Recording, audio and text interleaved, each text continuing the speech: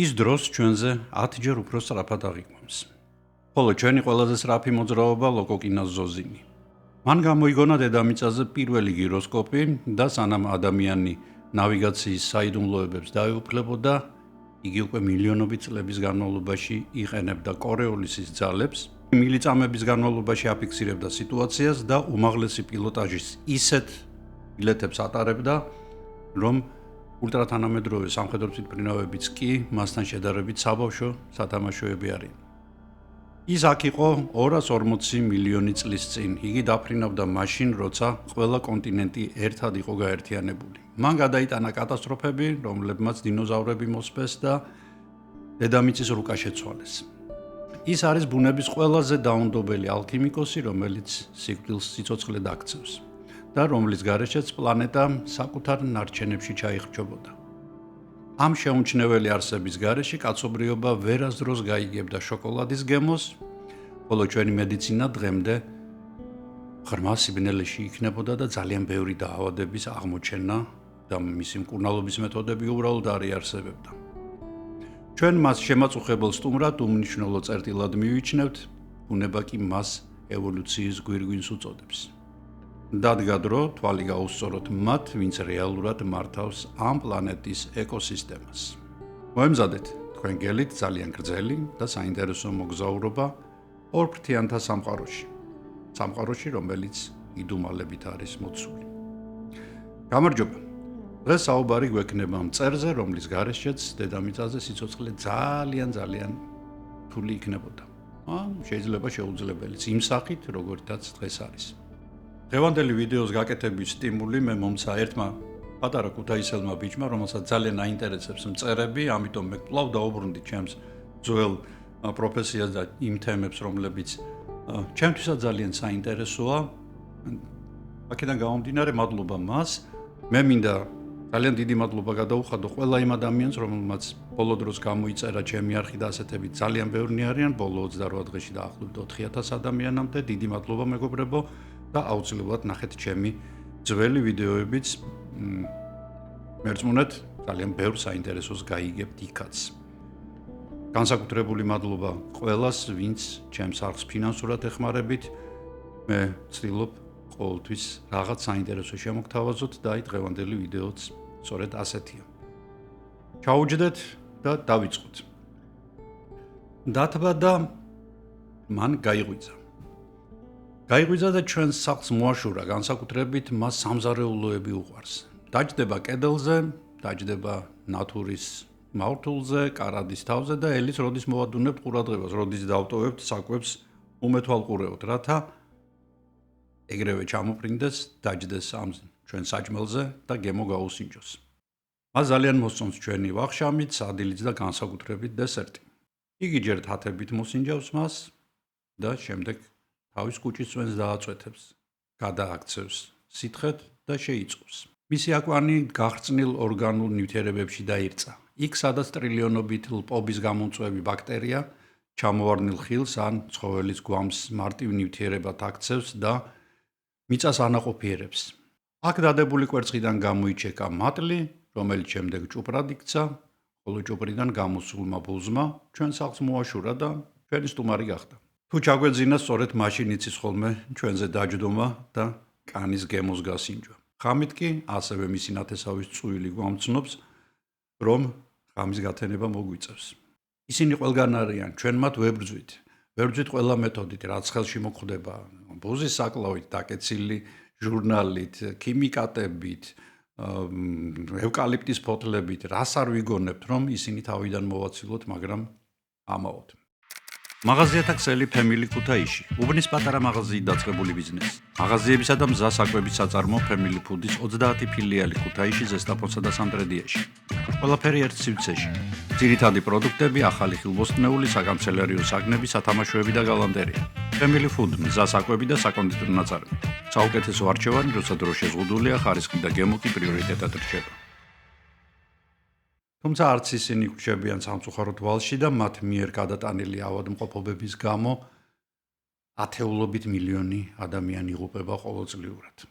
ეს არსება თავის მრავალრიცხოვან ნათესაობასთან ერთად ადამიანებში ინსტინქტის დონეზე იწვევს ზიზღს და სწორედ ამიტომ ალბათ გაჩნდება სამართლიანი კითხვა თუ რა საჭირო არის ბუზების შესახებ ვიდეოს გაკეთება და სწორედ ბუზების შესახებ გვექნება ჩვენ დღეს საუბარი. რა აუცილებლობაა ვიცოდეთ ამ აბეზარი მწერის შესახებ. საქმე იმაშია, რომ სწორედ იმიტომ, რომ ვებრძოლოთ მათ, ან გამოვიყენოთ ისინი ჩვენ სასარგებლოდ და ასეთი რამე ხდება, ჩვენ მათ შესახებ მაქსიმალურ ინფორმაციას უნდა ვფლობდეთ და სწორედ ამ ინფორმაციას გაგაცნობთ დღეს. ჩვენ გავეცნობით ცოცხალ ორგანიზმებს, რომლებმაც წარმატებით გადაიტანეს უდიდესი ამოწყდომები დედამიწაზე და რომლებიც დღეს ეკოსისტემების ერთ-ერთი მთავარი არქიტექტორები არიან.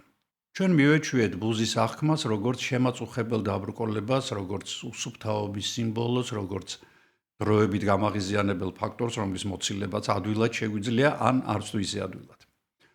მაგრამ თუ კი ესე წინასწარ განწყობას ჩვენ გვერდით გადავდებთ, დავინახავთ, რომ ეს არის უნიკალური მწერი და სწორედ მის უნიკალურობაზე გვექნება დღეს საუბარი.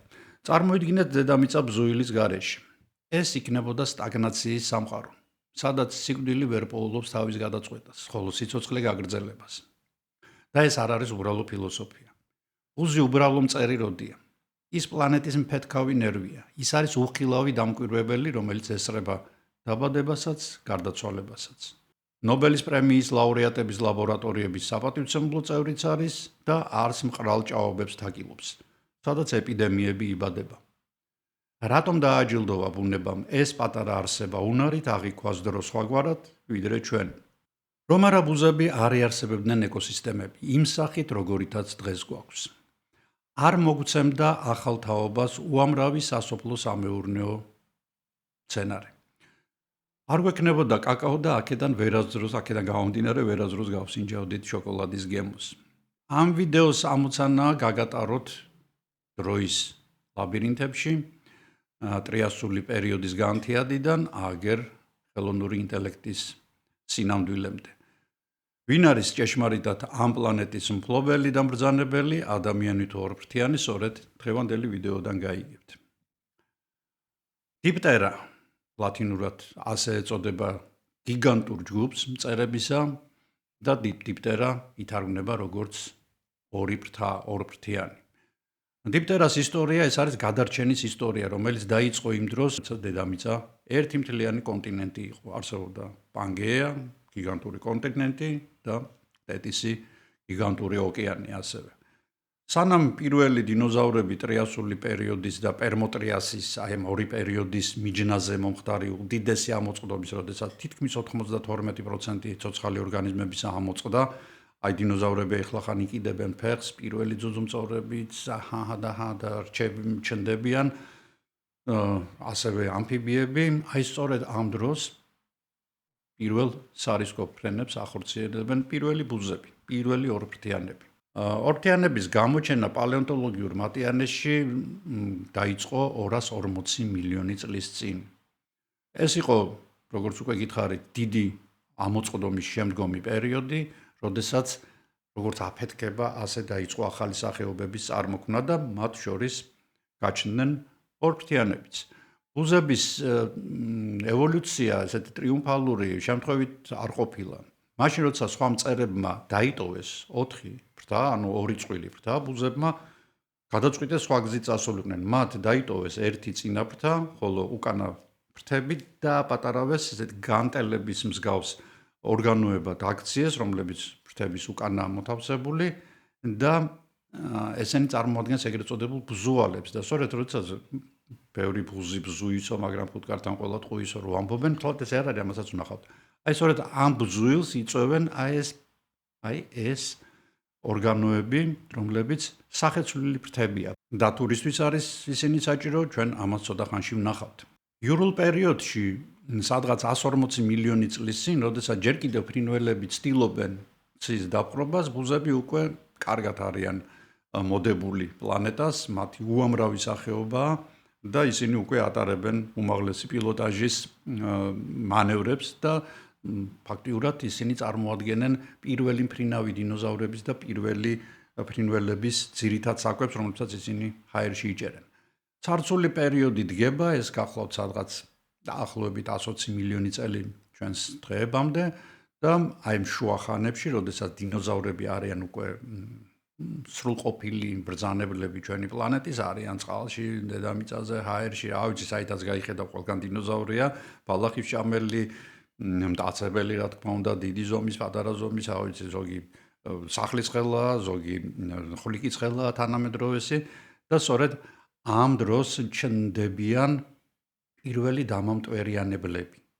ანუ ამავე დროს ჩნდება ყვავილოვანი მცენარეები, ანუ ფარულთესლიანი მცენარეები, ანუ ყვავილი როგორც გამრავლების ორგანო და ბუზების ძალიან დიდი ნაწილი იცვლის სპეციალიზაციას, კვების სპეციალიზაციას და თუ აქამდე თქვათ იყვნენ მტაცებლები, იყვნენ ორგანული ნივთიერებების შემთვისებლები, ისინი გადაიქცნენ ნექტარის მომპოვებლებად და აქედან გამომდინარე ყვავილების დამტვერავებად, ანუ ყვავილების გამომრავლებლებად. და სხვა შორის ძალიან საინტერესო რამ მოხდა პალეონტოლოგიურ ნამარხებში ნაპოვნი არის ბუზები, რომლებსაც აქვთ ძალიან გრძელი ხორთუმი. და ეს მანამდე სანამ ყვავილები დაიწყებდნენ თავიანთი ნექტრის ძალიან ღრმად დამალვას. თითქოს ბუზებმა იწინასწარმეტყველეს, რომ მსგავსი რამ მოხდებოდა და წინასწარ გამოიმუშავეს აი ესეთი გრძელი ხორთუმი, რომლითაც ისინი ჩაწუდებოდნენ ყვავილის სიღრმეში ჩამალულ ნექტარს და პარალელურად დაისვრებოდნენ, რა თქმა უნდა, ყვავილის მტვერით და ამ მტვერს შემდეგ გადაიტანდნენ სხვა ყვავილებზე და ამით ყვავილების გამრავლება შეუწყობდნენ ხელს.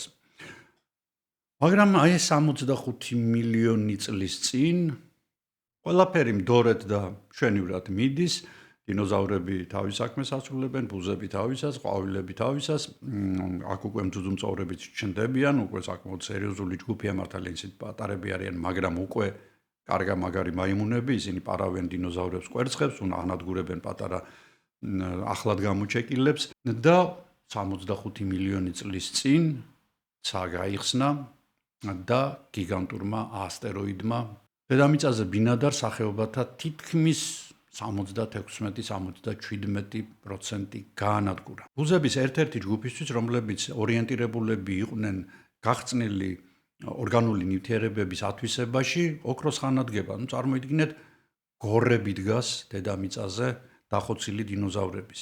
ვიღაცამ ეს ყველაფერი უნდა გადაამუშავოს, ხო?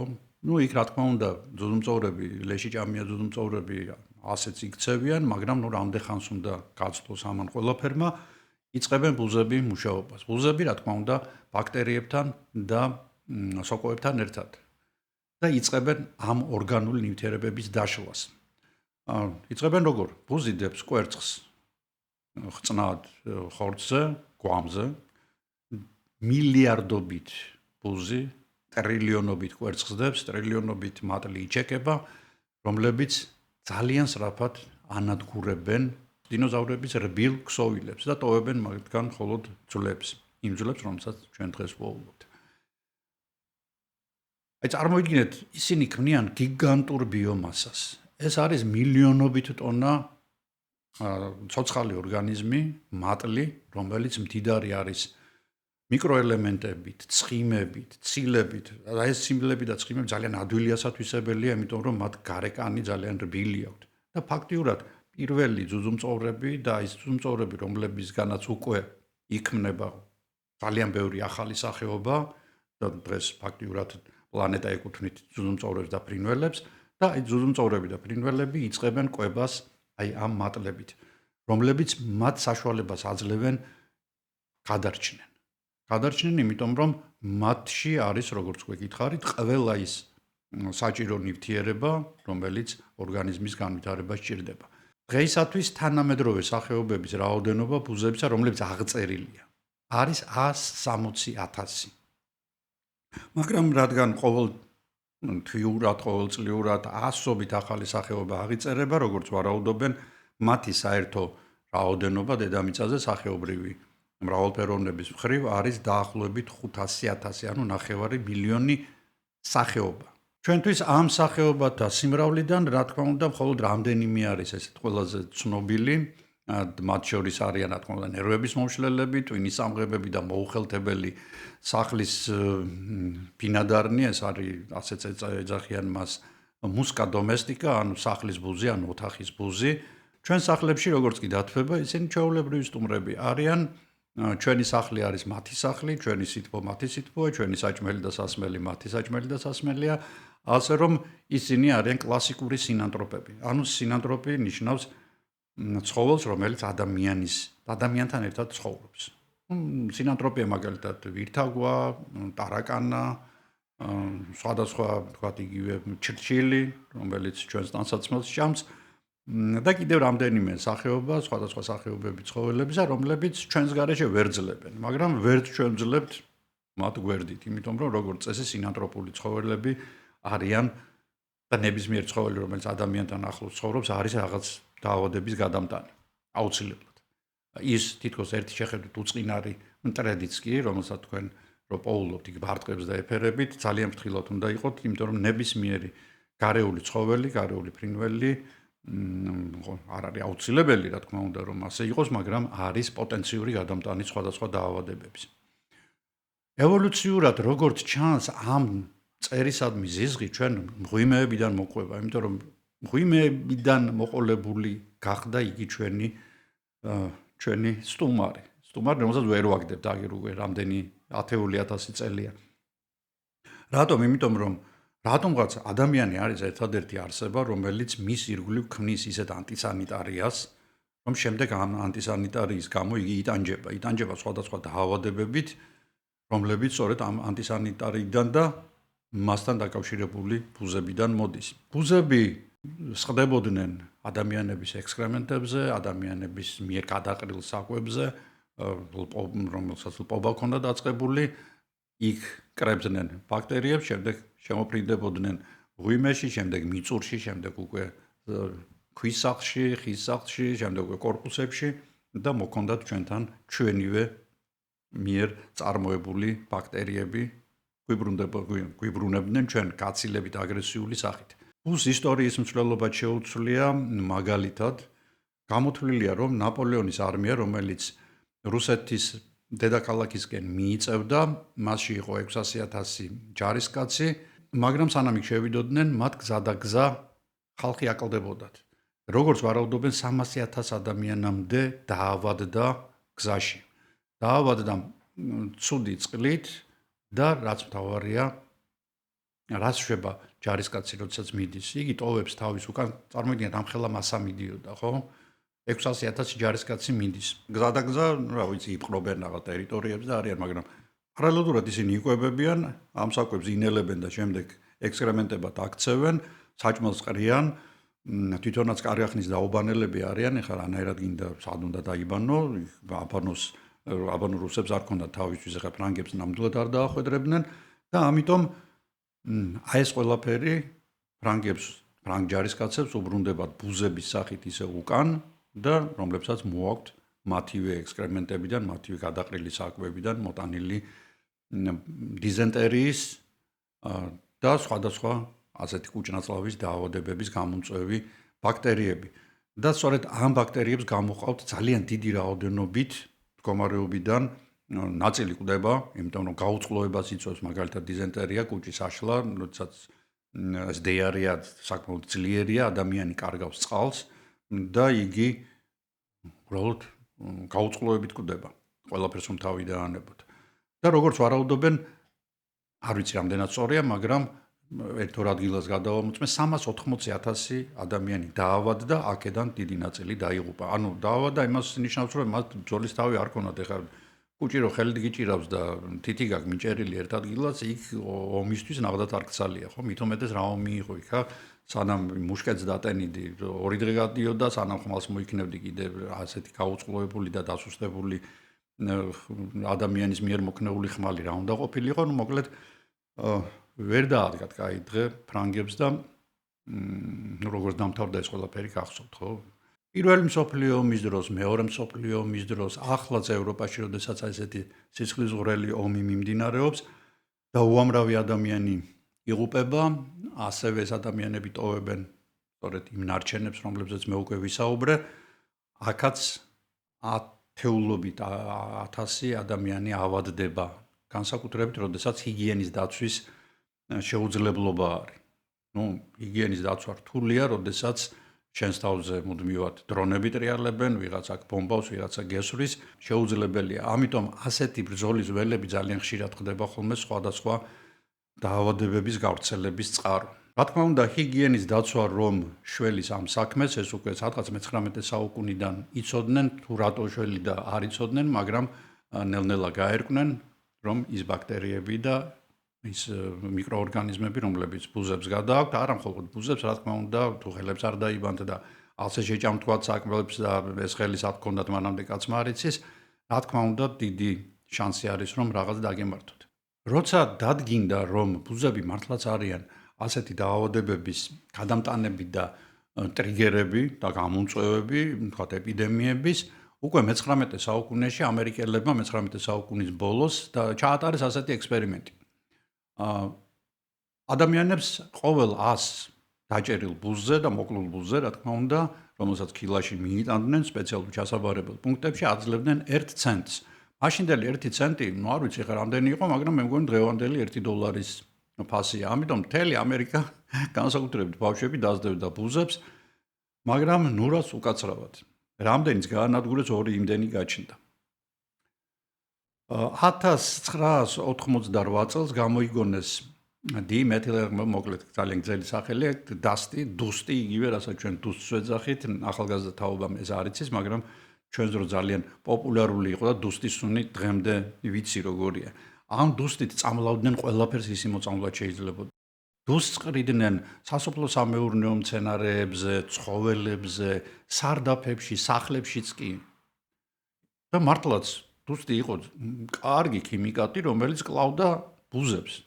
მაგრამ ბუზებთან ერთად კლავდა ფუტკრებს, პეპლებს, მათ მჭამელ ფრინველებს, მათ მჭამელ ცხოველებს, არ ქონდა, ანუ ნელ-ნელა გაირკვა, რომ შემდეგ დუსტი გროვდებოდა ადამიანის ორგანიზმში, იგი არ გამოდიოდა, ხდებოდა მისი აკუმულირება ადამიანის ძვლებში, ისევე როგორც ცხოველების ძვლებში და საბოლოოდ იგი იწვევდა სიმსივნურ დაავადებებს. დღეს ეს პრეპარატი აკრძალულია, მაგრამ მან თავისი შავი საქმე უკვე გააკეთა. ბუზები შეამცირა, მაგრამ მხოლოდ შეამცირა. მაშინ, როდესაც არის დღეს რეგიონები, იგივე გერმანიაში, იგივე შეერთებულ შტატებში, იგივე სხვა ქვეყნებში, სადაც ფუტკარი აღარ არსებობს. თითქოს ეს არ იყო საკმარისიო და აუცილებლად საკუთარ შეცდომებზე უნდა ესწავლათ და 1958 წელს მაოძედუნის ჩინეთმა, მაოძედუნის მითითებით, რა თქმა უნდა, გამოაცხადა ბრძოლა 5 მავნებელთან. ეს იყო ვირთაგვა, ეს იყო ბეღურა, კოღო, კიპა და ბუზი. დანარჩენ ცხოველებს როგორ ებრძოდნენ ამაზე ალბათ ცალკე ვიდეოს გაკეთება შეიძლება, მაგრამ ანალოგიურად როგორც ამერიკაში უბრალოდ ფულს არ უხდიდნენ, დავალებული ქონდა ყველა ოჯახს 2000-3000 ბუზი დაეჭირა. წარმოგიდგენიათ, რომ მთელი ჩინეთი გამოსული იყო, ზოგიერთი ბეღურებს დაძლებდა, ზოგიერთი ვირთაგვებს და დიდი ნაწილი დაძლებდა ბუზებს. იმიტომ რომ დედიშენი შვილი იყავი და არ შეასრულებდი პარტიის მიერ დასახულ გეგმას. აქედან გამომდინარე ბუზების რაოდენობა თითქოს უნდა შემცირებულიყო. აი ახლა გეტყვით, მე უბრალოდ წავიკითხავ.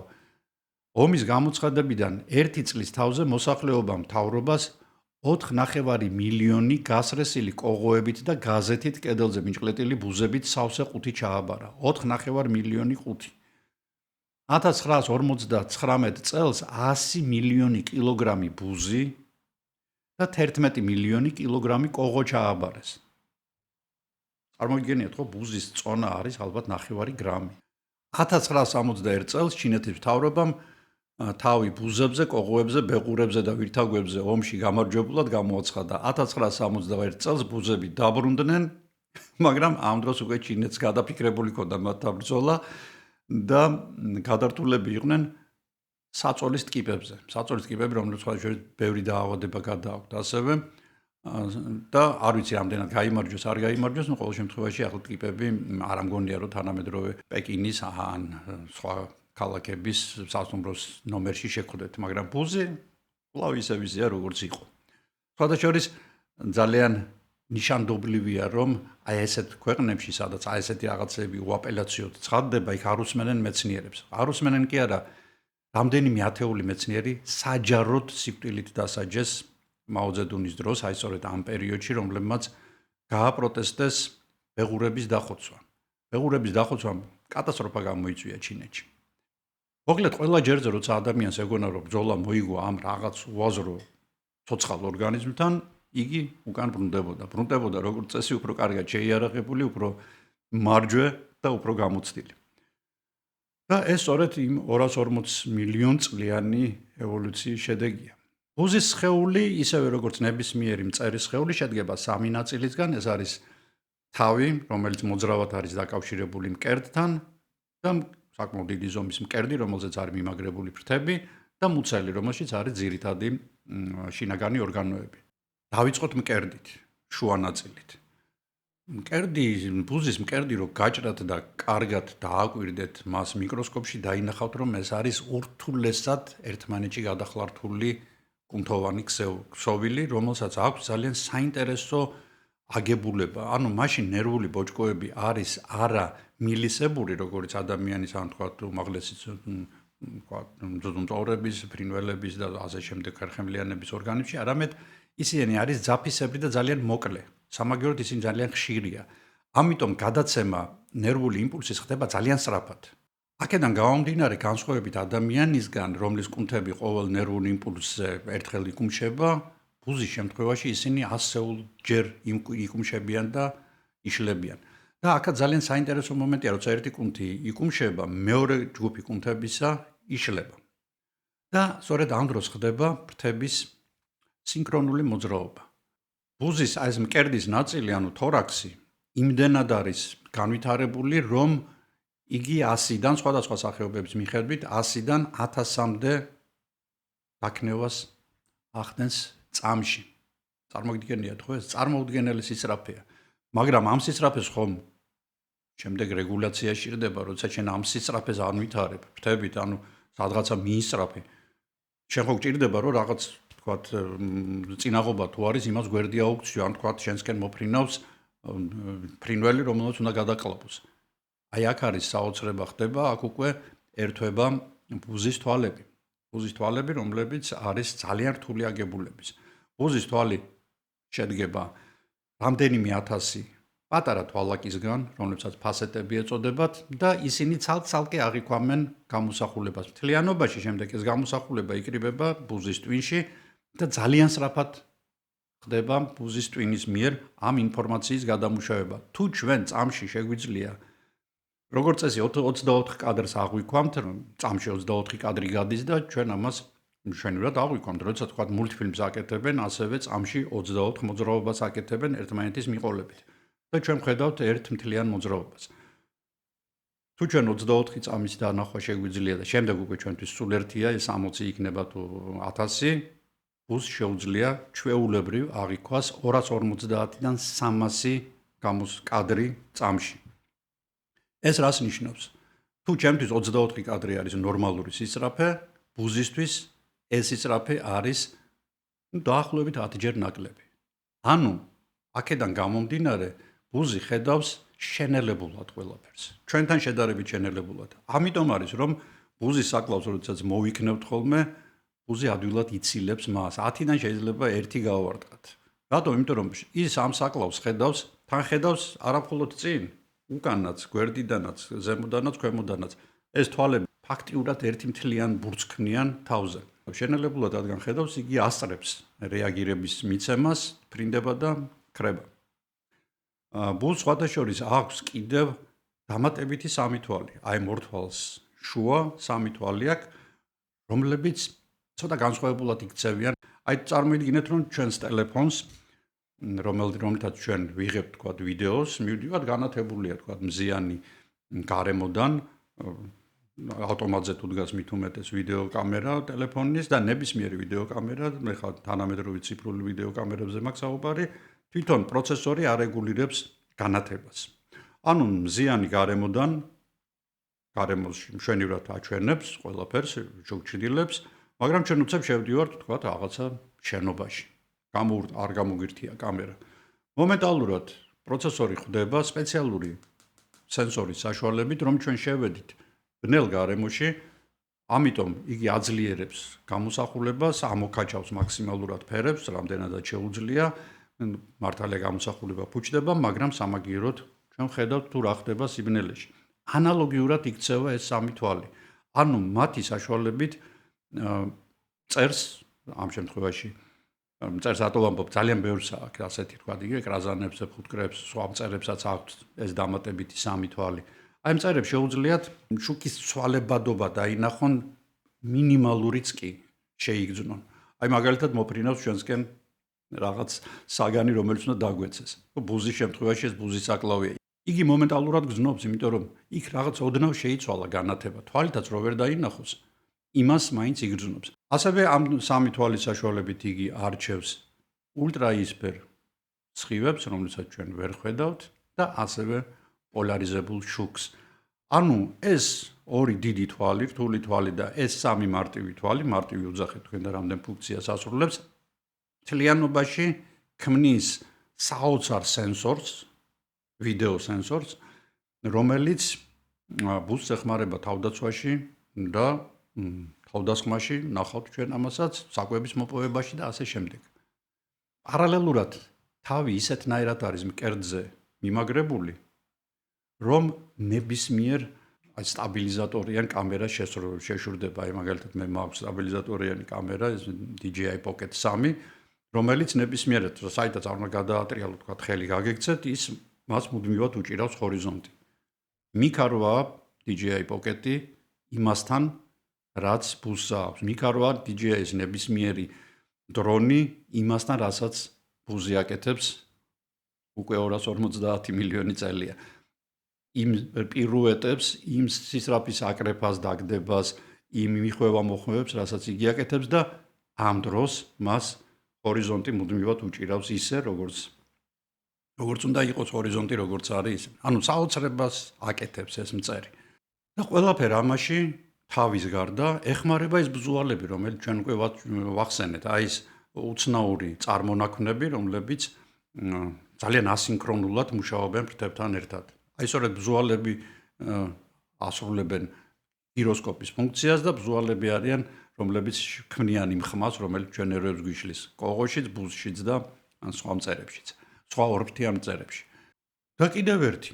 აი კარგად დავაკვირდეთ ბუზის სხეულს. მისი სხეული თითქოს ბალნით არის დაფარული. ეს ესეთი მძნობიარე ბუსუსებია, რომლებიც ჰაერის მოძრაობას აღიქვამენ. ჩვენს მიერ მოქნეული ხელი, საკლავი, გაზეთი არ აქვს მნიშვნელობა, მათკენ გაქნეული ნებისმიერ წარმოქმნის წნევას, რომელიც წინ უსწრებს, თქვათ, იგივე ბუზის საკლავს ან ჩვენს ხელს. ბუზის ბუსუსი აღიქვამს ჰაერის ტალღას, რომელიც მისკენ დაიძრა, თუნდაც ეს მინიმალური ტალღა იყოს. გადაეცემა ბუზის ტვინში და ბუზი ახდენს რეაგირებას. ნუ რეაგირება მისი რა არის? მიფრინავს. ამიტომაც არის რომ თქვათ იგივე ღამით მე ბუზზე არ ამახოლოდ საუბარი. ორფრთიანებზე, ორფრთიანებში შედის კოღოები, რომლებიც ჩვენ სიცოცხლეს გვიმწარებენ. ამიტომ არის ძალიან რთული კოღოს დაჭერა ღამით. მიუხედავად იმისა, რომ კოღო და ბუზი ძალიან ცუდად ხედავენ სიბნელეში, ფაქტიურად ვერ ხედავენ, თქვენ შეგიძლიათ ესეთი რამ გააკეთოთ, თუ კოღოს დაჭერა გინდათ, შუქი უნდა აანთოთ ბნელ ოთახში. ერთ პატარა ადგილას, პატარა შუქი. აუცილებლად კოღო მივა იქა და თქვენ უკვე შეგიძლიათ დაიჭიროთ, მაგრამ რა თქმა უნდა, ჯობს რაღაც გამოიყენოთ, იმიტომ რომ კოღოს ნაკბენი არც თუ ისე უვნებელია, როგორც ჩვენ მგონია. ძალიან ხშირად ისინი საკმაოდ მძიმე დაავადებების გადამტანები არიან და მაგალითად იგივე ლეიშმანიოზის, რომელიც ძალიან მოდებულია დღეს საქართველოში. ეს დაავადება ჩვენთან არ არსებობდა. მაგრამ აი კლიმატის ცვლასთან ერთად, დათბობასთან ერთად ძალიან ბევრი ახალი რამ გაჩნდა, რომლიდანაც ძალიან ბევრი არის არასასიამოვნო კი არა, ზოგჯერ ძალიან საშიში.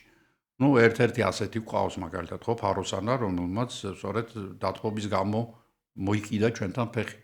და მას აქ ბუნებრივი მტერი არ აღმოაჩნდა და აი რას გვიშვება ვხედავთ, მაგრამ ეს თემიდან გადავუხვი ახლა.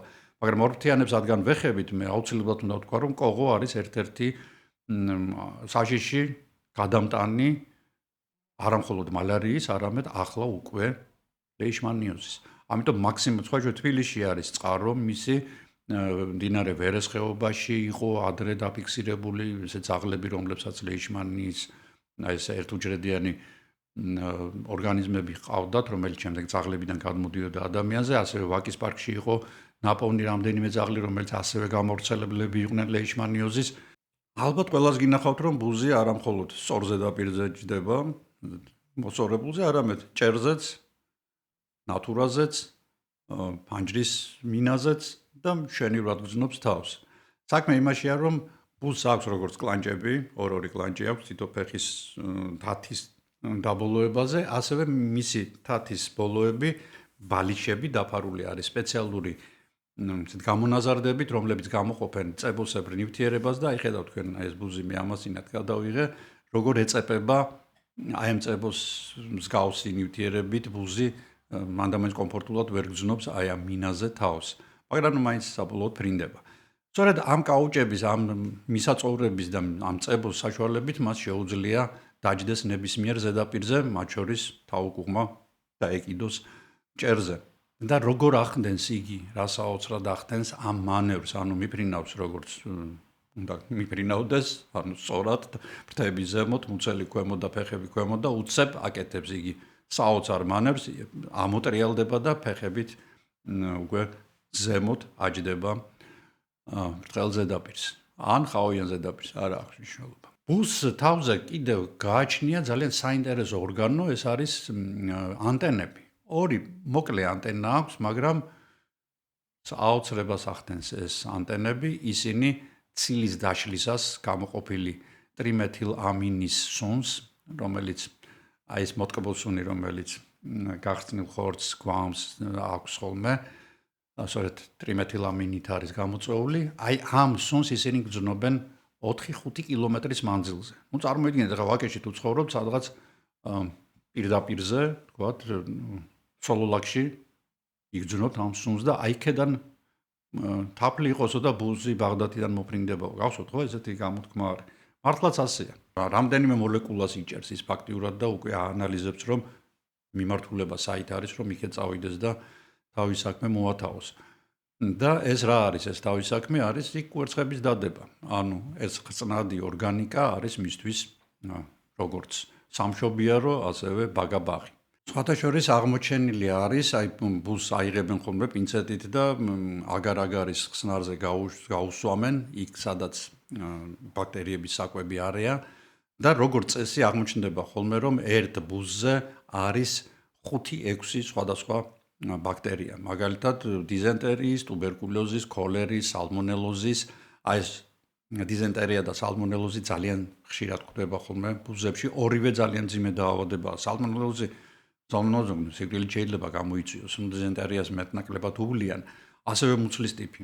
ანუ ყველა ის მძიმე დაავადება, რომელიც შესაძლოა გადაიტანოს და დაემართოს ადამიანს, ყველაფრის გადატანა შეუძლია ამ მწერს. მაგრამ ბუზებს აქვთ დადებითი მხარეებიც. ჩვენ მივეჩვიეთ, რომ თაფლის წარმოებელი და დამტვერავი ყვავილების გახლავთ ფუტკარი. კრაზანა კარგი, თქვათ, კელა კარგი, მაგრამ ბუზი, დიახ, ბუზები.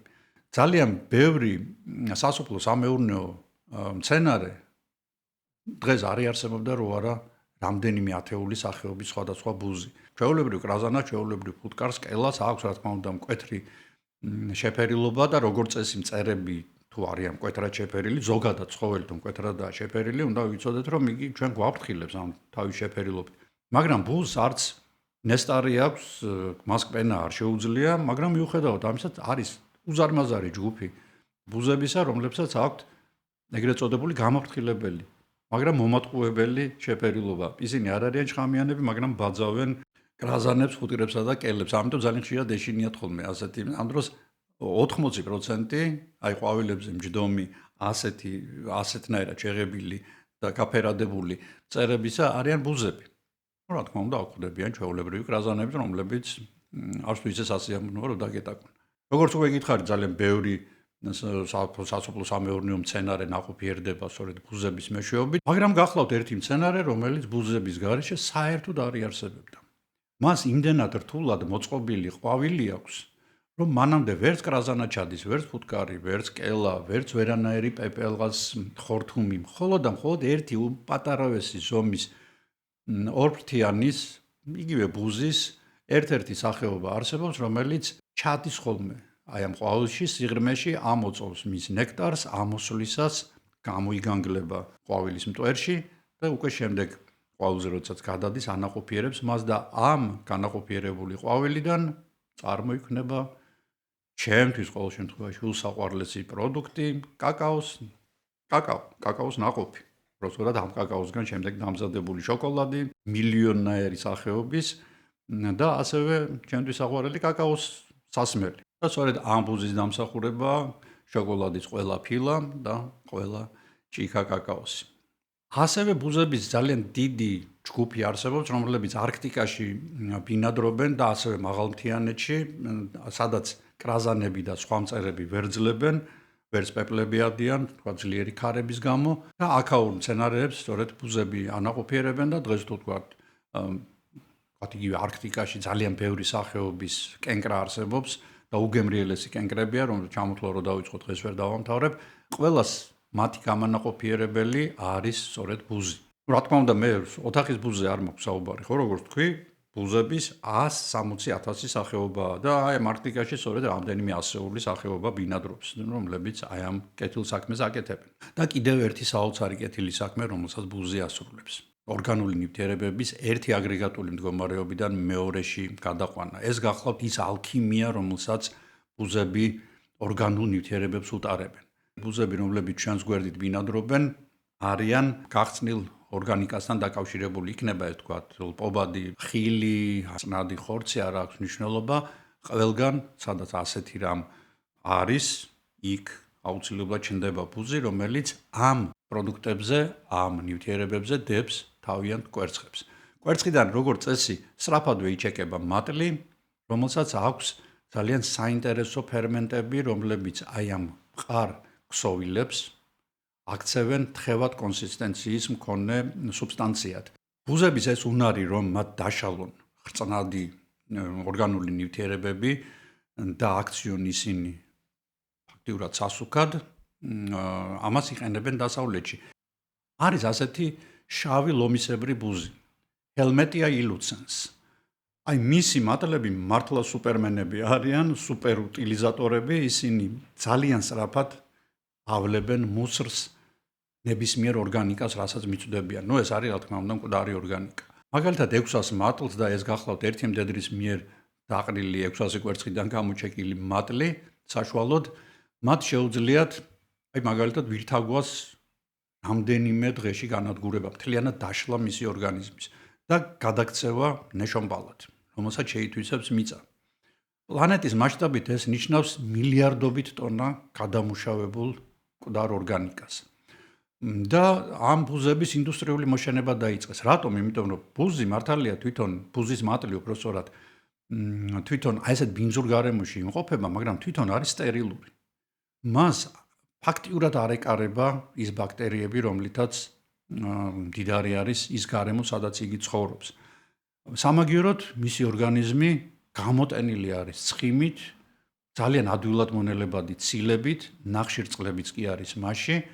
მართალია შეიძლება ეს ყველაფერი ჩვენ ძალიან შეგვეზიზღოს, მაგრამ ამ შემთხვევაში ბუზის მატლი წარმოადგენს ადვილად მონელებად და სუფთა ცხიმსა და პროტეინს, რომელიც აუცილებელი არის ორგანიზმის განვითარებისათვის. საკვები პირამიდის ერთ-ერთ აგურს ბუზები წარმოადგენენ, ისინი არიან და მატლები მათი არიან საკვები ძალიან ბევრი ფრინველისთვის, ძალიან ბევრი იგივე ძუძუმწოვრისთვის, რეპტილიებისთვის, ამფიბიებისთვის და საკმარისია ჩვენ ეს აგური ამ პირამიდას გამოვაცალოთ, რომ პირამიდა შეიძლება თავზე დაგვექცეს. ამიტომ უკვე აი ეს როგორც უკვე ვთქვი, 250 მილიონი წელია ეს აგური დევს ამ პირამიდაში და უჭირავს იქ. და კიდევ ერთი ძალიან საინტერესო მომენტი, ბუზებს უბრალოდ მათ მატლებს, მათი განვითარების სტადიებს იყენებენ კრიმინალისტიკაში. მკვლელობის ზუსტი დროის დასადგენად. როგორც უკვე გითხარით, ბუზისთვის გასამრავლებელი ადგილი ძალიან ბევრი სახეობისთვის არის მკვდარი ორგანიზმი, მათ შორის მოკლული ადამიანიც. სწორედ დრო, რომელიც უნდა გავიდეს კვერცხის დადებიდან ლარვის, ანუ მატლის სხვადასხვა ზომის მიღწევამდე, აი ამის მიხედვით კრიმინალისტი, ენტომოლოგები, ანუ მწერების სპეციალისტები ზუსტად ადგენენ მკვლელობის დროს. რა თქმა უნდა, აქ ფაქტორები მოქმედებს, ეხლა თუ ვანჯრები დაკეტილია და მაქსიმალურად შეფუთულია ყველაფერი, რა თქმა უნდა, იქ ბუზი ვერ გაიხარებს, მაგრამ ყოველ შემთხვევაში ეს არის ერთ-ერთი მეთოდი, აი მწერების ლარვების საშუალებით. ხოჭოებიც არის სხვა შეიძლება იქ ჩართული, არის ხოჭოები, რომლებიც გვამებით იკვებებიან. აი ყველაფერი ამის შეჯერებით ზუსტად გინდება დრო და ეს რა თქმა უნდა აუცილებელი არის ერთ-ერთი პირველი რაც კეთდება ხოლმე, როდესაც ასეთი მკვლელობის საქმის გახსნა უნდათ და პოულობენ მსხვერპლს, მოკლულ ადამიანს, პირველი რასაც ადგენენ, როდის მოხდა მკვლელობა. ამის შემდეგ ძალიან ბევრი რაღაცა შეიძლება გამოიკვლიონ. კიდევ ერთი მომენტი, დროზოფილები. ეს არის მწერი, რომელიც ჩვენ ყველამ ვიცით. კახელები მას ბურნას ეძახიან. და კახელებმა იციან სწორედ რომ როგორ ბურნასავით ოსუ ღვინოში მიძრებიო.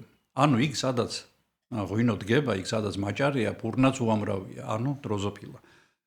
ეს არის გახლავთ დროზოფილა მელანოგასტერ, ანუ ხილის ბუზი შავმუცლიანი. ესეთი რომ თარგმნოთ ლათინურიდან მისი სახელი. ეს არის ძალიან პატარა, 9 მილიმეტრის სიგრძის ბუზი, რომელმაც უზარმაზარი სამსახური გაუწია ადამიანს. და სახლში ძალიან ხშირად ჩნდება ხოლმე იგი, როდესაც რაღაც მჟავდება, თქვენ კომში ან ვაშლი ან ცხალი.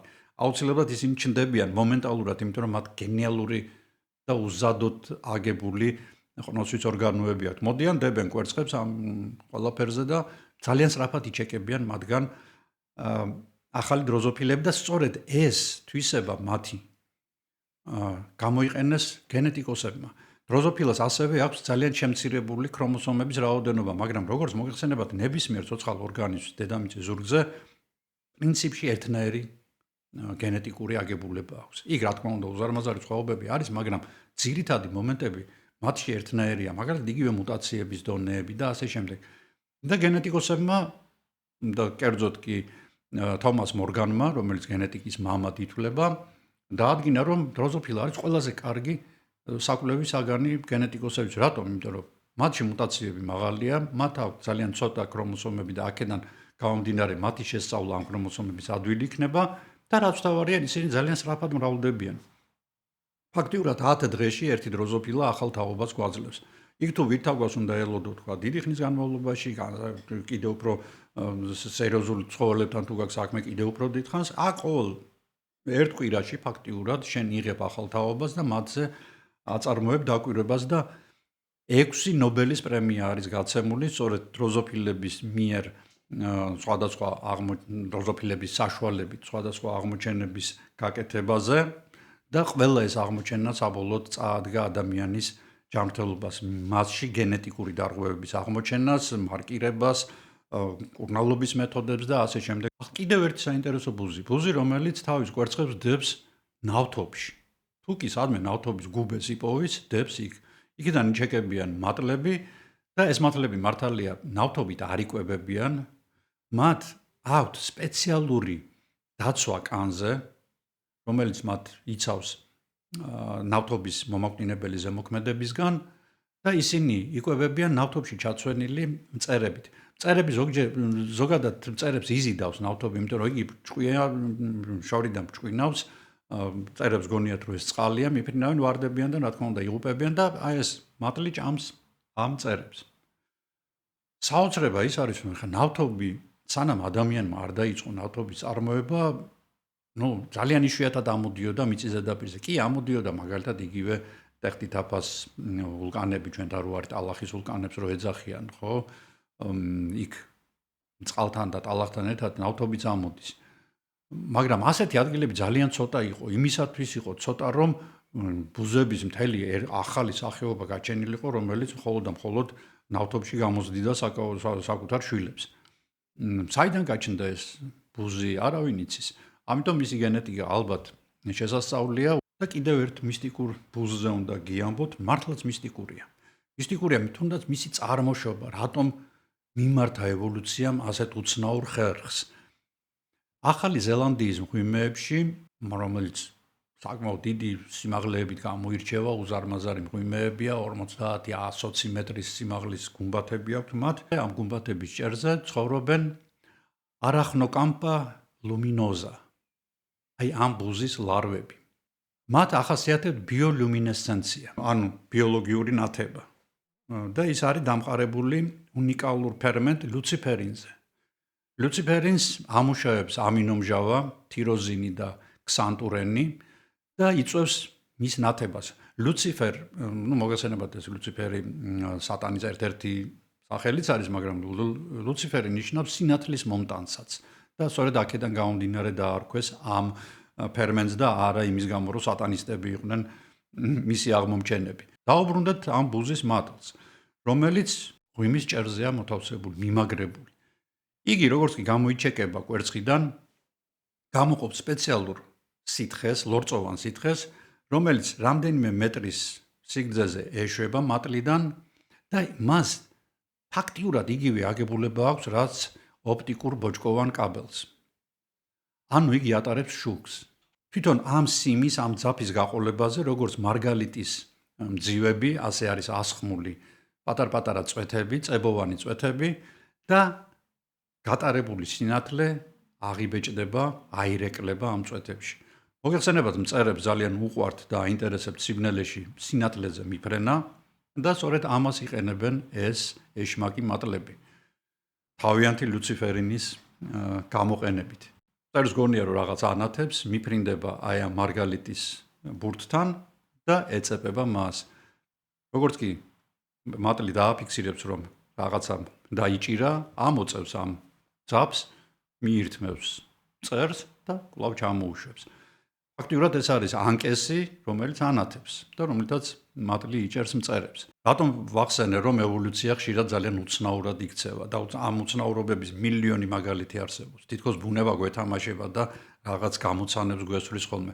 რატომ ამბობ? იმიტომ რომ მაგალითად რა ედგა წინ იგივე ფულს რომ ასე ჭერი არ გამოეკრა საკუთარი მატლები, ცეცხლი არ დაენთო იქ და მე ამ მატლებისთვის ანკესები არ მიეცა და ისე არ ეკვება. დაედო ჩვეულებრივ გაღწნილ თქვა მყარ და თაგვზე თავისი კვერცხი და იქნა გამოიჩეკებოდა მატლი მშვენივრად გამოძღებოდა და შემდეგ გამოფრინდებოდა როგორც ყველა ნორმალური ბუზი იქცევა. არა, ევოლუციას დასჭირდა რომ აი ესეთი უცნაურობა გაეკეთებია და ჩვენ გავეკვირვებინეთ. და კიდევ ერთი სხვადასხვა ბუზებს იყენებდნენ შუა საუკუნეებში სიცოცხლის არმავლობის და ეფემერობის და ილუზორობის აღსანიშნავად და ძალიან ხშირად მე-13, მე-14, მე-15 საუკუნის მხატვრობებში ჩვენ გვხვდება ეგრეთ წოდებული მუსკა დეპიქტას გამოსახულება. ქრისტიანულ ტრადიციაში ბუზი ცოდვის და გახსნილების განსახიერებაა, ასე ამბობენ ხელოვნებაცოდნეები. სატანა ხშირად ასოცირდებოდა ბუზთან ბრძანებელთან. თუ არ გაქვთ წაკითხული ეს წიგნი აუცილებლად წაიკითხეთ, ძალიან საინტერესო და ძალიან ჭკუის სასწავლებელი წიგნია. თუმცა რენესანსის ეპოქაში პერწერაში ხდება ბუზის გამოჩენა უფრო ფილოსოფიული ქვეტექსტებით. იგი ხაზს უსვამს ხელოვნების ილუზორობას და ასახული მომენტის წარმავლობას. ასევე იგი არის სიკვდილის ალეგორია, რა თქმა უნდა. და ბუზის მატლს, როგორც სიკვდილს, ძალიან ხშირად ახსენებს ხოლმე ჩემი უსაყვარლესი მწერალი ედგარ ალან პო. არსებობს ასეთი მეცნიერება, უკვე კარგი ხანია არსებობს, რომელსაც ეწოდება ბიონიკა. ანუ ბიოლოგია და ტექნიკა. ანუ ამ ორი დისციპლინის შერწყმა. ბიონიკა სწავლობს ცოცხალი ორგანიზმების აგებულებას, რომლებიც შესაძლოა გამოყენებულ იქნას ტექნოლოგიებში. თქვა იგივე ვეშაპები და სელაპები და დელფინები ძალიან ეფექტური მცურავები არიან. ისინი საოცარ სისწრაფეებს ავითარებენ წყალში და წყალი მოგხსენებათ არ არის მაინც და მაინც ადვილად გადასაადგილებადი გარემო, ხო? ანალოგიურად ჰაერში მფრინავი სხვადასხვა ცხოველები, მათ შორის ფრინველები, ღამურების ეკოლოკაცია მაგალითად, როცა შეისწავლეს ამის მიხედვით შემდეგ ეკოლოკატორები შექმნეს, იგივე ვთქვათ, სხვადასხვა მწერები, რომლებიც ასევე ეკოლოკაციის საშუალებით იცავენ ღამურებისგან თავს და ხშირად მაგალითად პეპლები არსებობს, რომლებიც თუ იგრძნეს რომ ღამურა მათ ეკოლოკაციის საშუალებით აგნებს, ისინი საპირისპირო ეკოს უშვებენ, საპირისპირო ბგერებს უშვებენ და ღამურას აბნევენ. ესეთი რამეებიც ხდება. მაგრამ რაც შეეხება ბუზებს, ბუზებზე აქცენტი არის ძირითადად ფრენაზე. ფრენაზე, იმიტომ რომ მართლა დიდოსტატები არიან, მართლა ასები არიან. ამიტომ ძალიან სერიოზულად უდგებიან მათ შესწავლას. აი და მიკროსაფრენოსნო ესეთი აპარატების დამზადება დღეს არის ჰარვარდის და მასაჩუსეტსის ტექნოლოგიური უნივერსიტეტის ერთ-ერთი მთავარი მიმართულება, რატომ? იმიტომ რომ სწორედ ასეთ აპარატებს, ასეთ საფრენ აპარატებს, რომლებიც ძალიან პატარები იქნებიან, ძალიან მოხერხებულები იქნებიან ფრენაში, ეკნებათ დიდი მნიშვნელობა ხელოვნური დამტვერიანებისათვის.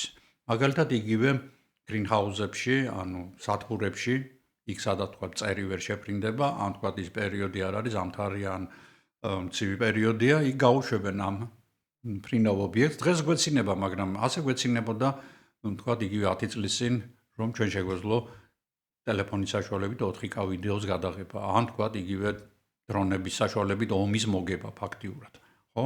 არაფერია გამორიცხული. ასევე ამ ობიექტებს, რომლებიც ალბათ უფრო დიდი ზომის იქნებიან, მათზე შეიძლება დამაგდეს ანალიზატორები და ამ ანალიზატორების საშუალებით ეს მიკროდრონი, ვთქვათ, შეუშვა რაღაც ისეთ გარემოში, სადაც ადამიანის შესვლა არ შეიძლება, იმიტომ რომ ქიმიურად არის დაბინძურებული და თვალიადევნონ მაგალითად ჰაერის დაბინძურებას, დიდი ზომის დრონები, ადამიანის გამოსადეგი არ არის, იმიტომ რომ მათი ბატარეები დიდხანს არ მუშაობს და ამ პატარა მიკროდრონებზე თუ თქვენ დაამაგრებთ მზის ბატარეებს, ჩათვალეთ, რომ მათ მთელი განათებული პერიოდის განმავლობაში შეუძლიათ ფრენა. ისინი ნაკლებ ენერგიასაც ხარჯავენ, რა თქმა უნდა. შარშანდელი კვლევა წავიკითხე და აი სწორედ მასაჩუსეტსის ტექნოლოგიურ უნივერსიტეტში უკვე დაადგინეს, რომ თუ ისინი შეძლებენ ბუზის ფრთების მოძრაობის გამოყენებას ისე, როგორც ამას ბუზი იყენებს, მაშინ ისინი დაზოგავენ 20-25%-ით ენერგიას. ძალიან ბევრია, მეოთხედი ენერგია. ფაქტიურად ჩვენ ყველაფერზე ვისაუბრეთ ბუზების შესახებ, მაგრამ მე მაინც მინდა მოგიყვეთ რამდენიმე ისეთი ბუზის შესახებ, რომლებიც ჩვენს გვერდით ცხოვრობენ, რომლებსაც ჩვენ ალბათ დღესაც შევხვდით. ან დღეს თუ არა, თუ უკვე გვიანია, ხვალ აუცილებლად შევხვდებით. ფოტოზე გამოსახული მწერი გახლავთ სარკოფაგიდების ოჯახის წარმომადგენელი. მას ძალიან ხშირად ხვდებით ჩვენ და მას ქვია ხორცის რუხი ბუზი. მისი ამოცნობა ძალიან ადვილია, მკერდზე არსებული აი ამ სამი მუქი გრძივი ზოლით და მუცელზე განლაგებული ჭადრაკისებური ნახატით. თუ ჩვენს წინა საუბარში ორფრთიანთა მატიანის გავიხსენებთ, ეს არსება სწორედ დაშლის ალქიმიკოსთა ელიტას მიეკუთვნება, რომლებიცაც უკვე ვისაუბრეთ. აი რამდენიმე საოცარ ფაქტს გეტყვით მის შესახებ. ეს არის ცოცხლადმშობი დედა. კვერცხები მათივე ორგანიზმში მწიფდება, შემდეგ მათივე ორგანიზმში იჩეკებიან ლარვები, რომლებსაც დედა დებს როგორც წესი გახრწნილ ხორცზე. ეს არის სხვადასხვა კრიმინალისტიკის ვარსკვლავი, სწორედ კრიმინალისტიკაში იყენებენ ამ ბუზის მატლების სხვადასხვა განვითარების სტადიებს, მათი საშუალებით დგინდება კვლელობის დრო. ამ ბუზებს აკისრიათ ძალიან დიდი სანიტარული მისია, რომ არა ისინი ჩვენი ბუნება სავსე იქნებოდა მკვდარი ორგანიზმებით. თუმცა მათი მომვლელები მაინც გამოჩნდებოდნენ, მაგალითად როგორიც არის ჩვეულებრივი მწვანე ბუზი, რომელსაც ინგლისელები რატომღაც ეძახიან green bottle fly, ანუ მწვანე ბოთლის ბუზს. ლათინურად იგი არის Lucilla sericata და ეს არის ორფრთიანთა სამყაროს ერთ-ერთი ყველაზე ცნობილი და გამორჩეული წარმომადგენელი ხორცის ბუზების ოჯახიდან. მასზე საუბრისას ჩვენ აუცილებლად უნდა ვახსენოთ ერთი უნიკალური თვისება, რომელიც ადრე არ გვიხსენებია ბუზების უნიკალური თვისებები, როდესაც ჩამოთვალეთ.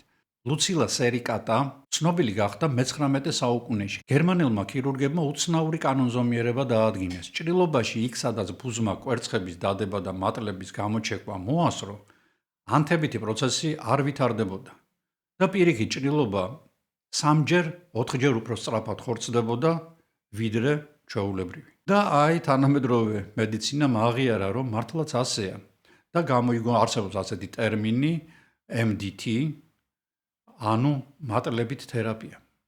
როდესაც ადამიანს აქვს მძიმე ქრონიკული ჭრილობა, მაგალითად დიაბეტური წყლული, რომელიც ძალიან ცუდად და მძიმედ ikურნება, რომელსაც ზოგიერთი ანტიბიოტიკი უკვე ვეღარ ერევა, ამ დროს ექიმებს ჭრილობაში ამ ბუზის სტერილური მატლები შეყავთ. მატლები ჭამენ მკვდარ ქსოვილებს და არ ეხებიან ცოცხალ ქსოვილს. ჯანმრთელ ქსოვილს ისინი პირს არ აკარებენ. ისინი გამოყოფენ სპეციალურ ფერმენტს ალანტოინს და ალანტოინის საშუალებით ხდება ბაქტერიების დახოცვა. ანუ ფაქტიურად ეს ლარვა არის მოარული ანტიბიოტიკიც. 2004 წელს უკვე თითქმის 22 წელია გასული, რაც აშშ-ს საკვებისა და წამლების ადმინისტრაციამ FDA-მ ეს მატლები ოფიციალურად აღიარა და აღიარა როგორც ცოცხალი სამედიცინო მოწყობილობა, ესეც საინტერესო კონოტაცია მისცა მათ. ეს განსაკუთრებით მნიშვნელოვანია დღეს, როდესაც ძალიან ბევრი ანტიბიოტიკი იმის გამო, რომ ჩვენ არასწორად ვიყენებდით მათ, გადაიქცა ბევრი ბაქტერიისთვის ფუჭ ნივთიერებად. ანუ არსებობენ ეგრეთ წოდებული სუპერბაქტერიები, რომლებიც პირიქით პენიცილინზე და სტრეპტომიცინზე შეიძლება გამრავლდნენ კიდეც. ეს გამოიწვია სწორედ იმ ამბავმა, რომ ჩვენ ყოველგვარი კონტროლის გარეშე სვამდით და ვიღებდით ამ პრეპარატებს. ამიტომ არის რომ ნორმალურ ქვეყნებში, მაგალითად გერმანიაში ანტიბიოტიკებს სულ ბოლოს გიწერენ ხოლმე. რეცეპტით არის, მხოლოდ რეცეპტით, სხვა არაფრით. ანუ არსება შეიძლება ითქვას, რომელიც ასოცირდება ლპობასთან, სინამდვილეში თანამედროვე ქირურგების საუკეთესო ასისტენტი გამოდგა და ადამიანებს კიდურების ამპუტაციისგან იხსნის. და კიდევ ერთ საინტერესო რამ ახასიათებს ამ ბუზს, ბუზი არ არის შეღებილი, მას საღებავი კი არ უსვია, ესე მეტალიური ბზინვარება, ესე ბრინჯაოსფერი ბზინვარება რომ აქვს, არამედ მისი კუტიკულა, ანუ კანი, რითაც იგი არის დაფარული, არის მიკრო ესეთი ჩანართებისგან შემდგარი და ეს მიკრო ჩანართები მზის სხივის დაცემის შემთხვევაში ტყდება როგორც თქვა პრიზმაში და თუ სხვადასხვა მხრიდან შევხედავთ, ეს ბუზი სხვადასხვა ფერისაა. და კიდევ ერთი უნდა თქვათ აუცილებლად, რომ სწორედ მწვანე ეს ბუზები გახლავთ სიკვდილის იდეალური დეტექტორები. ისინი რამდენიმე კილომეტრის მანძილზე გრძნობენ ხრწნის სუნს და მიემართებიან მისკენ. თუ ოთახის ბუზი შემაწუხებელია ბაქტერიების გადამტანია, თქვენ თუ სადმე ფერმასთან ახლოს ანიქსა და ძროხები და ცხენები თქვათ ძოვენ ბალახს, იქ თუ წამოწვევით ძალიან გაფაციცებულები უნდა იყოთ, რომ თავს არ დაგესხათ აი ეს მონსტრი. საკმაოდ დიდი ზომის ეგრეთ წოდებული ბორა ბუზი, რომელიც კოღოსავით, მისი ნათესავი კოღოსავით რბილად და უმტკივნეულად კი არ ქმნით, არამედ მისი ხორთუმი არის მაკრატისებური ფორმის, იგი ღრმად ჭრის კანს, შიგნით უშვებს სითხეს, რომ სიცხლე არ შედედდეს და ამ მომენტში ადამიანი გრძნობს ძალიან ძლიერ ტკივილს. ასევე ცხოველები მოგესალმებათ, ისინი მუდმივად კულს იქნევენ, თავს იქნევენ, ფეხს იქნევენ, რომ რაღაცნაირად ეს მწერები მოიცილონ. ახლა არის უამრავი საშუალება, რომლითაც თქვენ შეგიძლიათ თავი დაიცვათ ასეთ სიტუაციაში და მაქსიმალურად უნდა ეცადოთ, რომ ამ წერმა არ გიკმინოთ, იმიტომ რომ მას ძალიან ბევრი დაავადება გადააქვს. ბაჟო, საინტერესო ფაქტია, რომ ბორას მამრები არიან ვეგეტარიანელები. ისინი მხოლოდ ნექტარით იკვებებიან და მხოლოდ მდედრები არიან აი ესეთი ვამპირები, რომლებსაც სისხლი ისევე როგორც კოღოებს სჭირდებათ კვერცხების მოსამწიფებლად. ბორებს ახასიათებთ ფრენის რეკორდული სისწრაფე. მაქსიმალური სისწრაფე მათი არის 150 კმ/სთ. ისინი დაძდევენ ყველაფერს, რაც თბილია და მოძრაობს, სხვადასხვა მანქანებს და ალბათ ძალიან ხშირად, ვისაც გიმოგზაურიათ სითბოში განსაკუთრებით, სიცხეში განსაკუთრებით ხშირად შეხვედრიათ ეს ბორები მანქანაში, შიგნით. და მათი რა თქმა უნდა გააგდოთ, უნდა მოკლათ, რა ვიცი, რაც გინდათ ისუქენით, ნუ ყოველ შემთხვევაში მანქანაში ნუ დატოვებთ, იმიტომ რომ შეიძლება თქვენი სისხლით ჩაითქმარუნოს პირი. მათ აქვთ საოცარი მხედველობა. ფაქტიურად მთელი თავი არის თვალები. ისინი ხედავენ 60 გრადუსით, აღიქვამენ ისეთ ფერებსაც კი, რომელსაც ჩვენ ვერ აღვიქვამთ, ისინი ხედავენ პოლარიზებულ სინათლეს, ისინი ხედავენ ინფრაწითელ გამოსხივებას, რომელსაც თბილი საგნები ასხივებენ და ამის მიხედვით ახდენენ ორიენტაციად ღამითაც კი. ანუ ეს არის ფაქტიურად ესეთ უნივერსალური მანქანა, რომელსაც შეუძლია დღის ნებისმიერ მომენტში იპოვოს მსხვერპლი და გამოსწოვოს მისგან სისხლი. თუ უკვე დაიწყო თქვენი კმენა, მაინც ფრთხილად უნდა იყოთ, მოიწმინდოთ ეს ადგილი სპირტიანი ბამბით, კარგად ჩამოიბანოთ, მაგრამ როგორც წესი, ეს ადგილი მაინც გაგისივდებათ, მაინც რაღაც ტკივილს მოგაყენებთ. ამიტომ რეპელენტები, რომლის შესახებაც მე ამ ვიდეოში მაქვს საუბარი, აუცილებლად უნდა გამოიყენოთ, როდესაც აი ესეთ ადგილებში მიდიხართ. ეს რეპელენტები თქვენ გიცავთ კოღოებისგან, ბუზებისგან, ბორაბუზებისგან და ტკიპებისგან. ყველა ამ სისხლის მწოվել მწერს რაღაც გარკვეული დაავადება გადააქვს. თუ ჩვენ წინათავებში განვიხილეთ სანიტრები და ვამპირები, ჯორაბუსები ორფრთიანთა რიგის ნამდვილი სპეცრაზმელები არიან, ასე ეძახიან ენტომოლოგები, რატომ? იმიტომ რომ ეს მწერი არის მფრინავი მკვლელი, რომელიც თავისი აგრესიით და ეფექტურობით ხშირად აშინებს იმათაც კი, ვინც მასზე დიდია და მასზე მყარი ჯავშანი აქვს. აი რამდენიმე საოცარი ფაქტი ამ საჰაერო ტერორისტის შესახებ. ჯორაბუზი მუდმივად ჩასაფრებულია. ის ნამდვილი მოიერიშია და მისი მოტორი აი ამ უზარმაზარი მკერდის შიგნით ცემს. იგი გამოტენილია ფრთების მამოძრავებელი კუნთებით და ეს კუნთები მას აძლევს საშუალებას, რომ იგი მომენტალურად მოწყდეს ადგილს, მოახდინოს ძალიან სწრაფი რეაგირება უნიკალური თვალების საშუალებით, რომლებიც გარდა იმისა, რომ 360 გრადუსზე ხედავენ ირგვლივ ყველაფერს, ამავე დროს ისე არიან განლაგებული, რომ ბინოკულარული, ანუ სტერეო მხედველობაც აქვთ. ზოგადად მტაცებლებისთვის, მათ შორის ადამიანისთვის, მტაცებელი ფრინველებისთვის დამახასიათებელია სწორედ ბინოკულარული, ანუ სტერეო მხედველობა, რათა განსაზღვროთ მანძილი ზუსტად მსხვერპლამდე. სხვა შემთხვევაში, თქვათ, ქათამს მოიხსენებათ აქეთ იგეთა აქვს თვალები, ხო, ამე რომ დაინახოს და საკენკია ქვემოთ, ხო, შეიძლება ვერ დაინახოს. ესე უნდა ჩაიხედოს. ანუ ცალი თვალით უნდა დახედოს და შემდეგ აკენკოს. მაშინ როდესაც თქვათ იგივე შევარდენს, მიმინოს, არწივს, თვალები აქვს წინ, ბულს, ასევე და სტერეოდ ხედავს ყველაფერს და ზუსტად საზღვრავს მანძილს, როგორ უნდა დაეცეს თავს, თქვათ მწყერს, ან კურდღელს, ან თავს და ასე შემდეგ. ანალოგიურად ჩვენ სტერეო მხედველობა გვაქვს, ცალ თვალზე თუ ხელს ავიფარებთ, ჩვენ უკვე მანძილის განსაზღვრა რაღაც საგნამდე გაგვიჭირდება. ანალოგიური აქვთ აი ამ ჯორაბუზებს. რა საინტერესოც არ უნდა იყოს, აქ პარალელური ევოლუცია მიდის.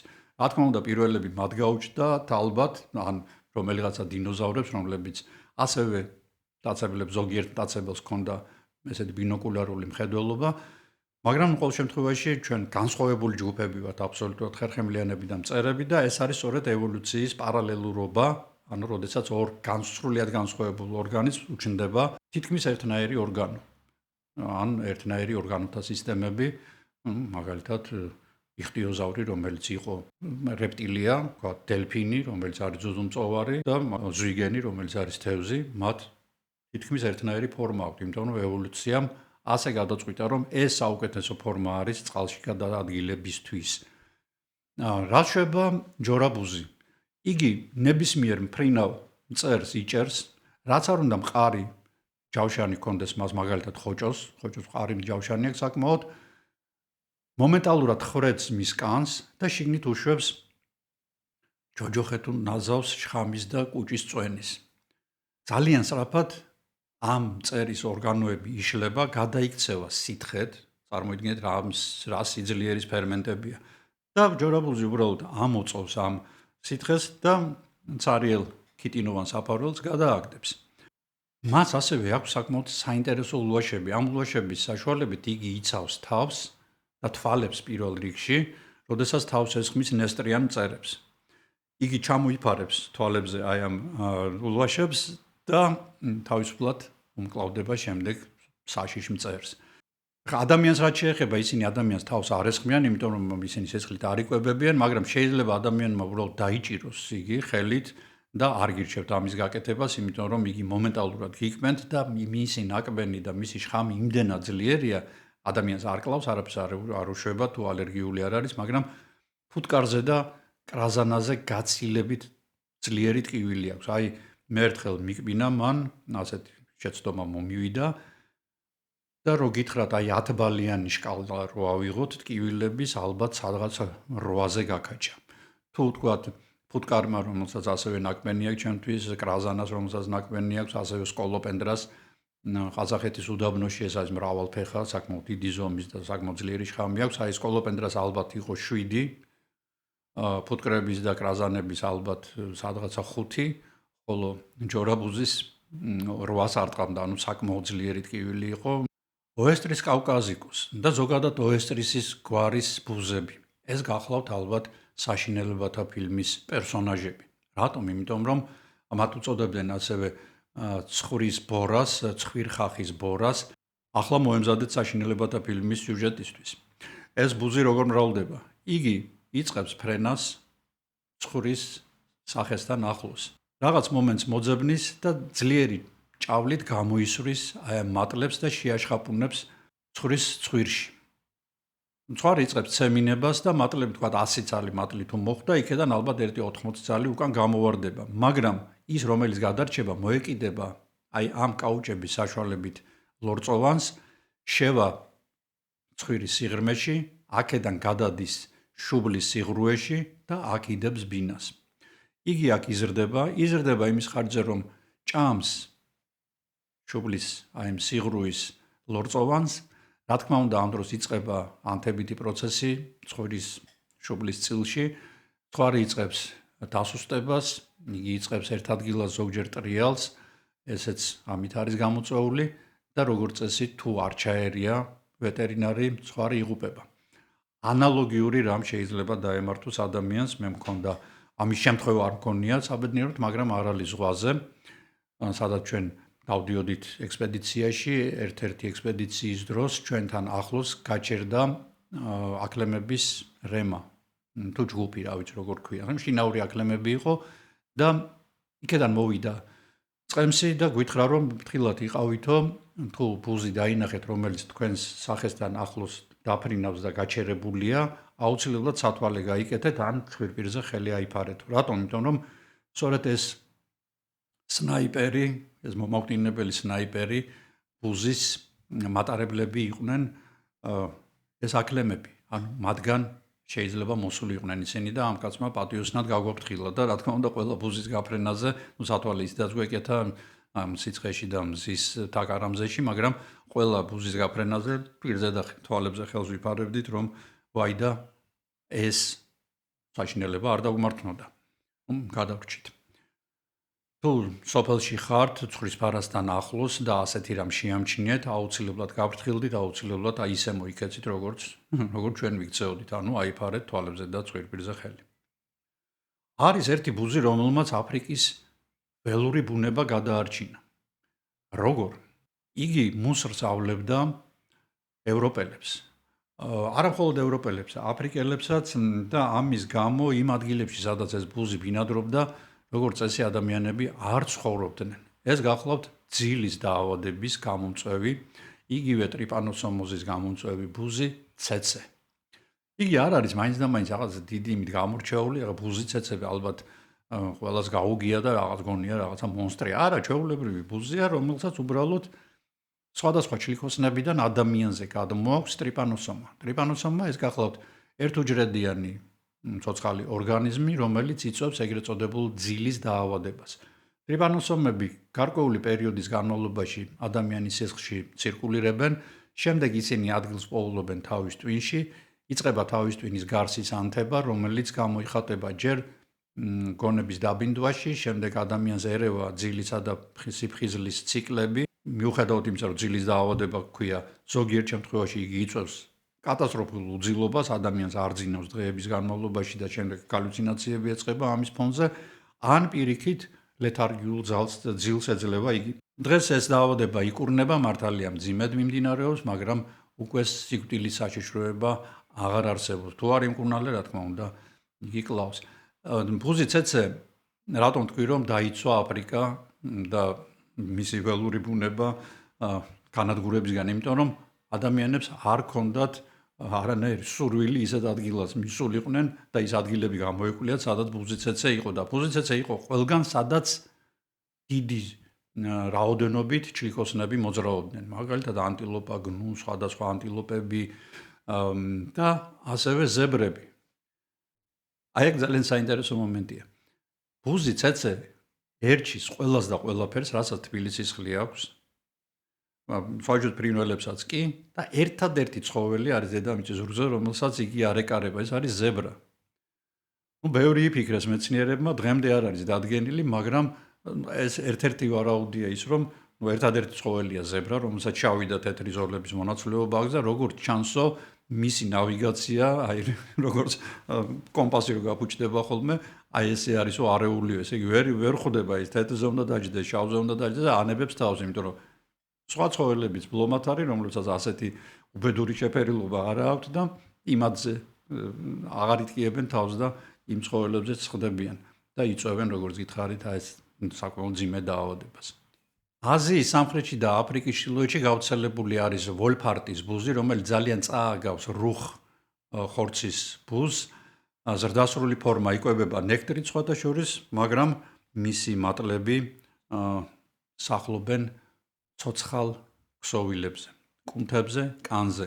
მატლი მოხვდა, იგი იწყებს ცუდი სათქმელი, მაგრამ ცოცხლად ჭამას ამ ცხოველის ქსოვილებისა. და აი მე როდესაც ვამბობ, რომ დათბობა და კლიმატის ცვლილება ძალიან ბევრ ახალ სახეობას მოგვივლენს, რომლებსაც ბუნებაში მტერი არ ეყოლება და შესაძლოა იყონ ისინი საკმაოდ საშიშები, სწორედ ასეთი ვოლფარტის ბუზი უკვე გამოჩნდა შავი ზღვის სანაპიროებზე. ეს გამოიწვია იმან, რომ ზამთარიც და ზაფხულიც გაცილებით თბილი გახდა, ვიდრე ადრე იყო. კიდევ ერთი, ესეც უნდა ვახსენო, ეს გახლავთ კანის ბორა, დერმატობია ჰომინის, ისიც ადამიანთან არის მიბმული, როგორც ხედავთ, აი ჰომინის ნიშნავს ადამიანის და ბიოლოგიური ჯაშუშობის ოსტატია. ის ადამიანს პირდაპირ არ ესხმის თავს და იყენებს ეგრეთ წოდებულ ფორეზიის მექანიზმს. კოღოს დაინახავს და აჯდება მას, საკუთარ კვერცხებს ადებს მასზე.